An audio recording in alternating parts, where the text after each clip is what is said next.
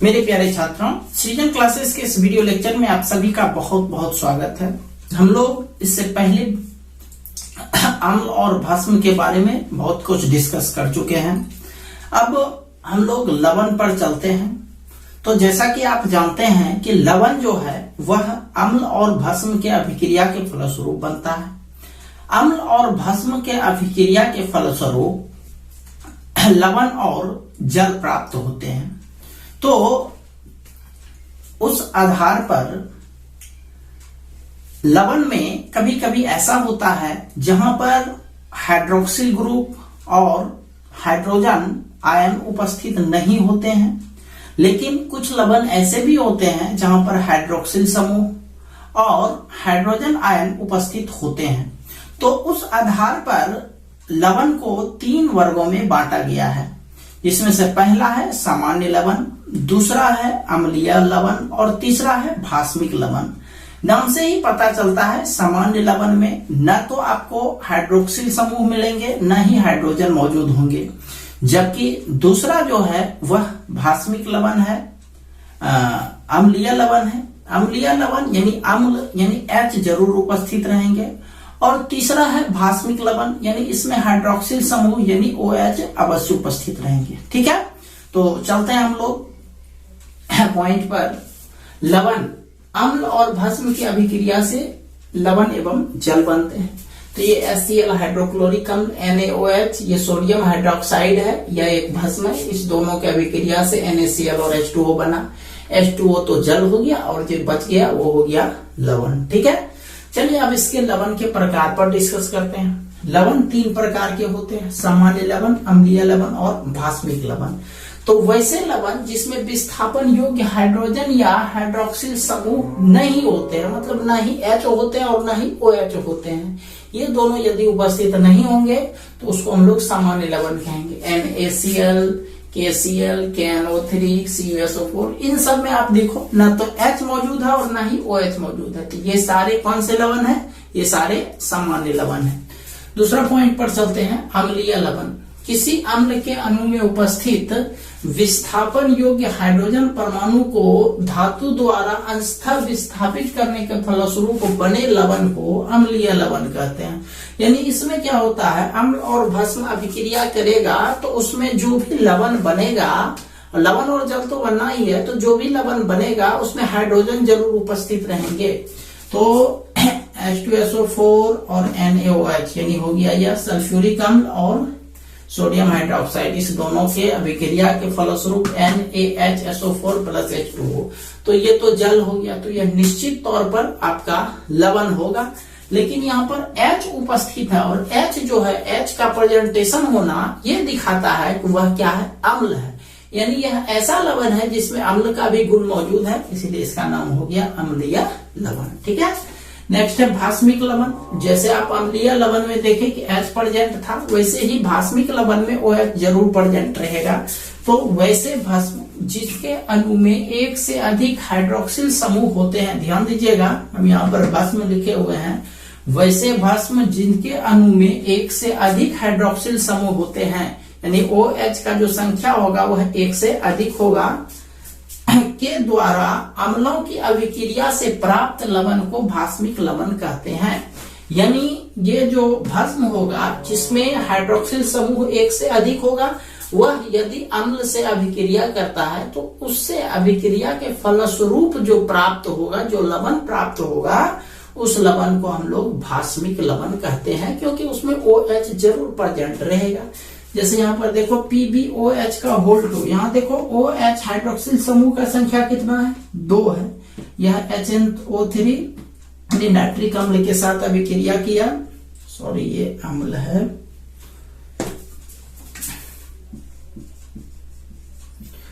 यह जो है लेड हाइड्रोक्साइड जो है नाइट्रिक अम्ल से अभिक्रिया किया, तो ये बना PbOH NO3 प्लस H2O। तो ये तो जल हो गया और यह निश्चित तौर पर लवण हुआ। और इसमें OH उपस्थित है, OH उपस्थित माना भस्म का उपस्थित होना, और भस्म माना भास्मिक, यानी भस्म का गुण भी हो गया और लवण का भी गुण हो गया। तो इसीलिए यह ओवरऑल आपका हो गया भास्मिक लवण। कुछ और भी एग्जाम्पल है भास्मिक लवण के। इस तरह से आप कंडीशन देखिएगा तो समझ जाइएगा ये भास्मिक लवण है। BaOHCl, BiOH का होल 2Cl, MgOHCl, ये सब भास्मिक लवण है। ठीक है, चलिए इसका स्क्रीनशॉट ले लीजिए।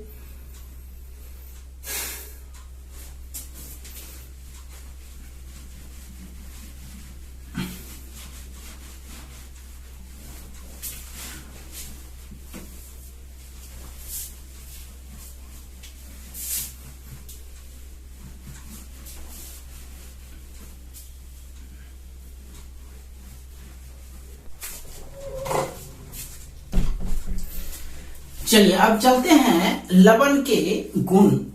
अभी तक हम लोग लवण के प्रकार पर डिस्कस कर रहे थे, अब लवण के गुण पर डिस्कस करें। तो लवण का पहला गुण है कि प्रबल अम्ल एवं प्रबल भस्म से बने लवणों का जलीय विलयन उदासीन होता है। और जब उदासीन होता है तो उदासीन का जानते हैं कि पीएच मान कितना होता है, 7 होता है, इसीलिए इसका पीएच मान 7 होता है। एग्जाम्पल के लिए KCl, NaCl, KNO3, Na2SO4, ये सब तो नाम जान ही रहे हैं। KCl यानी potassium chloride, sodium chloride, potassium nitrate, sodium sulphate, ये सारे जो है ऐसे लवण हैं जिसका पीएच मान 7 होता है। दूसरा पर चलते हैं। पहला दोनों प्रबल भिरा, प्रबल अम्ल और प्रबल भस्म दोनों बराबरी का टक्कर हुआ, इसीलिए इसका पीएच मान कितना हो गया, 7 हो गया। दूसरा चलते हैं प्रबल अम्ल, अम्ल प्रबल है लेकिन भस्म जो है दुर्बल है, तो इससे जो बनेगा यानी प्रबल अम्ल और दुर्बल भस्म, ध्यान दीजिएगा यहीं से समझ में आ जाएगा कि प्रबल अम्ल है और दुर्बल भस्म है, तो ज्यादा मजबूत तो प्रबल यानी ज्यादा मजबूत अम्ल है, इसीलिए इससे जो लवण बनेगा वह अम्लीय होगा। क्या होगा, अम्लीय। और जब अम्लीय हुआ तो उसका पीएच मान 7 से कम होगा, इसलिए ध्यान रखना है प्रबल अम्ल एवं दुर्बल भस्म से बने लवणों का जलीय विलयन अम्लीय होता है और उसका पीएच मान 7 से कम होता है। तीसरा प्रॉपर्टी पर चलते हैं। इसमें देखिए इस बार अम्ल दुर्बल हो गया और भस्म प्रबल हो गया, यानी अम्ल जो है वह कमजोर हो गया है और भस्म जो है वह मजबूत हो गया है, तो मजबूती का राज होता है। इसका मतलब यही है कि जब दुर्बल अम्ल और प्रबल भस्म बनेगा, इससे जो भी हमको प्राप्त होगा लवण वह क्या होगा, वह भस्मीय या फिर वह क्षारीय होगा। चूंकि यहाँ पर विलयन का बात हो रहा है, जलीय विलयन का, इसलिए हम लोग क्षारीय शब्द यूज करते हैं। तो दुर्बल अम्ल और प्रबल भस्म से बने लवणों का जलीय विलयन क्षारीय होता है। इसका पीएच मान जब क्षार हो गया तो पीएच मान 7 से अधिक होगा, इसका पीएच मान 7 से अधिक होता है। Example sodium carbonate, sodium bicarbonate, CH3COONA, sodium acetate बोलते हैं इसको। तो ये सारा हो गया प्रॉपर्टी, लवण के 3 प्रॉपर्टी। अब आते हैं कुछ महत्वपूर्ण लवण के बारे में, जिसमें से आज आपको एक पढ़ा रहे हैं साधारण नमक। ये नमक आप तो जानते हैं कितना महत्वपूर्ण है हमारे भोजन में, इस नमक का कितना महत्व है। तो नमक का जो साधारण नाम होता है वह NaCl यानी सोडियम कार्बोनेट होता है, सोडियम क्लोराइड होता है। सोडियम का उपयोग हम लोग सोडियम क्लोराइड यानी नमक का उपयोग हम लोग भोजन के रूप में करते हैं। तो भोजन के साथ जो है ये जो नमक का प्रयोग करते हैं उसमें यह हम लोग ध्यान रखते हैं कि नमक जो है वह आयोडीन युक्त होना चाहिए। आयोडीन युक्त नमक नहीं होने पर गला के पास जो है इस तरह से फूल जाता है, जिसको जो है यहाँ बाहर थोड़ा निकल जाता है, जिसको एक रोग के नाम से जाना जाता है, इसको ग्वाइटर या फिर घेघा कहते हैं। तो नमक में जो है यदि आयोडीन की मात्रा को नहीं इंक्लूड किया जाए तो वह आयोडीन युक्त नमक नहीं होगा, और जब आप आयोडीन युक्त नमक नहीं खाएंगे तो ग्वाइटर या फिर घेघा रोग होने का संभावना होता है। साथ ही साथ बहुत सारे नमक का उपयोग है, नमक का उपयोग अचार बनाने में किया जाता है एक परिरक्षक के रूप में, और भी बहुत सारे जितने भी तरह के खास करके नमकीन भोजन हम लोग यूज करते हैं, नमकीन पदार्थ यूज करते हैं, उसमें तो नमक रहता ही है। दरअसल नमक हमारे भोजन का या कहें तो हमारे जिंदगी का एक बहुत ही महत्वपूर्ण हिस्सा है। उसी तरह से कुछ नमक जो है सेंधा नमक या फिर काला नमक कहते हैं। तो आप लोग को पता है कि जनरली पूजा पाठ के समय जो है वह जनरली तो नमक का प्रयोग नहीं करते हैं, लेकिन जिसको करना होता है वो सेंधा नमक का प्रयोग जरूर करते हैं। तो सेंधा नमक या फिर काला नमक जो है वह खदान से प्राप्त किया जाता है, यानी जमीन को खोद करके प्राप्त किया जाता है। खैर, जो साधारण नमक होते हैं, साधारण नमक में KiO3 या Ki यानी एक तरह से हो गया पोटेशियम आयोडाइड, इसकी मात्रा को मिला करके उसको आयोडीन युक्त किया जाता है।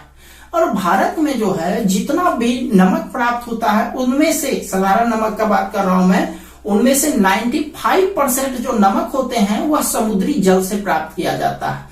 समुद्री जल के वाष्पन के फलस्वरूप यह नमक प्राप्त किया जाता है, और शेष जो है वह चट्टान से प्राप्त किया जाता है। और आपको बताया हमने कि सेंधा नमक या फिर काला नमक वह खदान से प्राप्त किया जाता है।